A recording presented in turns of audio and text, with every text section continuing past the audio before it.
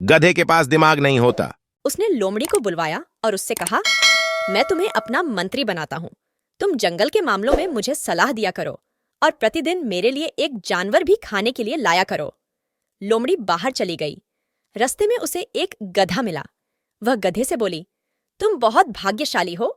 अपने राजा ने तुम्हें प्रधानमंत्री बनाने का निश्चय किया है। गधा बोला, मुझे तो शेर से डर लगता है। वह मुझे मार डालेगा और खा जाएगा, और वैसे भी मैं मंत्री बनने योग्य नहीं हूँ।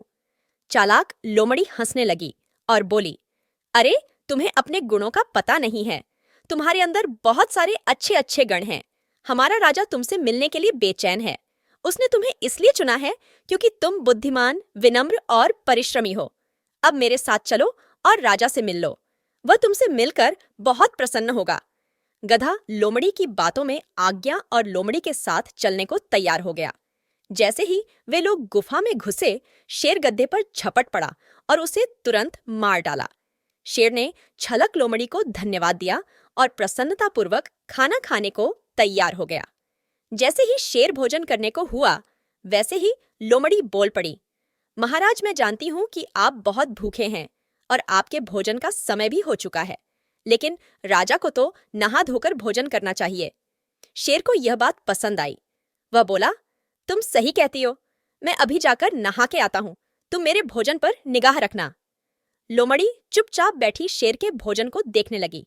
उसे भी बहुत भूख लगी थी। उसने अपने आप से कहा, सारी मेहनत तो मैंने की है।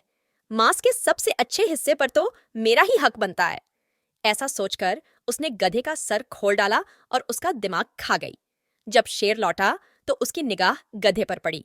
उसे लगा कि गधे का कुछ हिस्सा कम है। उसने ध्यान से देखा तो उसे समझ में आ गया कि गधे का सिर खुला हुआ है। उसने लोमड़ी से पूछा, यहाँ कौन आया था? इस गधे के सिर को क्या हो गया? लोमड़ी एकदम से भोली बन गई। उसने बातें बनाते हुए शेर से कहा, महाराज, जब आपने गधे को मारा था तो उसके सिर पर आपने जोर से पंजा मारा था। इसी से उसका सिर खुल गया था। शेर उसके जवाब से संतुष्ट हो गया और भोजन करने बैठ गया। अचानक वह फिर चिल्ला पड़ा, अरे इस गधे का दिमाग कहाँ गया? मैं तो सबसे पहले इसका दिमाग ही खाना चाहता हूँ। लोमड़ी मुस्कुराते हुए बोली, महाराज, गधों के पास दिमाग होता ही नहीं है। अगर इसके पास दिमाग होता तो वह आपका शिकार बनने के लिए आता ही नहीं।